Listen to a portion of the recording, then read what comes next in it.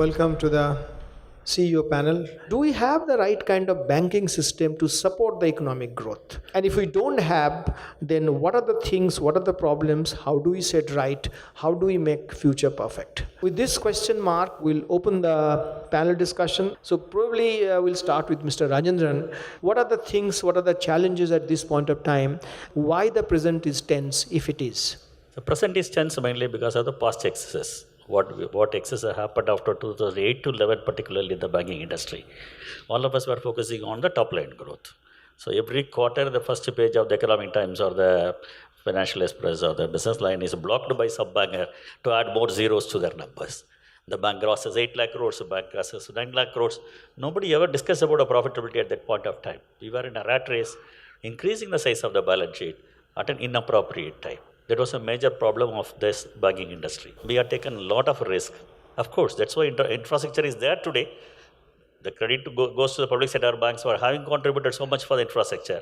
But at that time, we never had an understanding of the risk in the infrastructure itself. That is a major problem. When the refacement came in, everybody jumped into refacement because they need not provide for it immediately.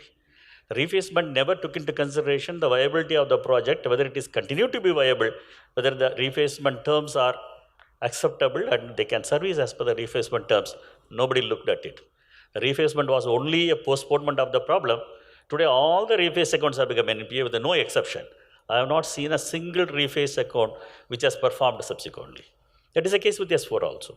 All the refacements which are given is only postponing the problem. Take the case of ARCs. ARC is another route to postpone the problem. None of the ARCs have ever returned the money to the bank so far, right? Most of the ARCs are realizing only that kind of money which will be sufficient to service their own fee payment, management fee. So ARC could not support us. Neither they had the capital base, nor they had the intention to support us, right? ARC is one problem which is going to come and haunt us later also. Thanks, Mr. Rajendran. Mr. Parthasarathi Mukherjee, now we'll hear you. India badly needs infrastructure. Unfortunately, we don't have that amount of capital here to fund infrastructure. And we can't really expect the government to do it alone. Money has to come in from outside and the banks try to bring that in. The PPP project, the PPP's idea was that we would get in a lot of money. Banks funded them. I personally don't think that was a mistake. But perhaps where banks might have gone wrong, and that was the way they appraised these projects and thereafter the way they supported these projects. We might have gone overboard there. It would be difficult for me to defend that part. But I must say that part, the idea of getting into infrastructure funding was perhaps the call of the hour at that stage. And you must appreciate that there are not too many DFIs left in the country at that point of time. At times, perhaps risk groups' views might have been suppressed in credit decisions.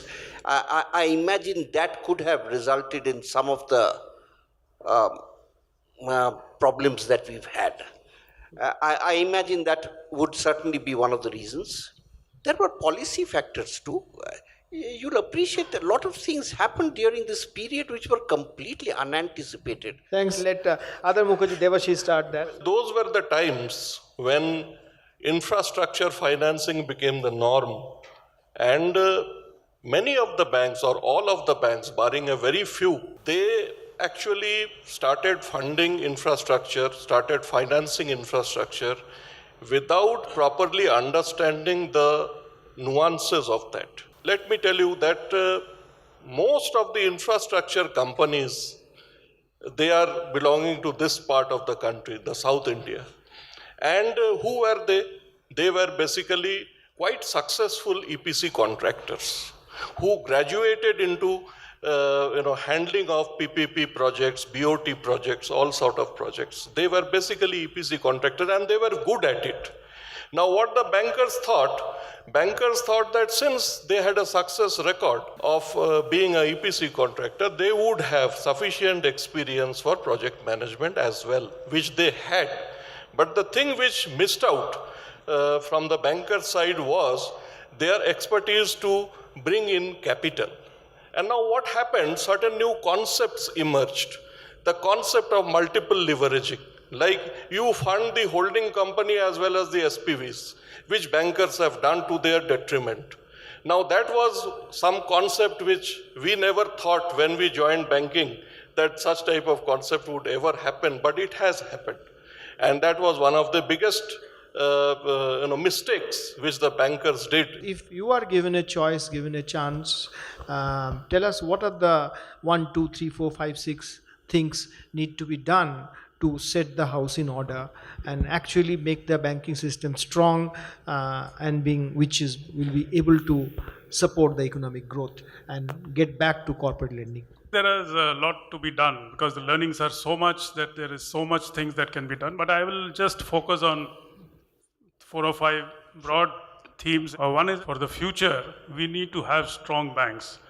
And strong banks mean there are 2 categories in which, always when we look at a bank and see how well capitalized it is. And the second is how liquid is the bank. Liquidity is a very big issue and capital is a very big issue for us. We always, in the past also, there has been a lot of focus on the liability side. Because of KYC, because of money laundering, because of capital, because of XYZ, there has not been great focus on the right-hand side, the asset side. I think this is today time for us to fix the right side in a much more calibrated way than the left side.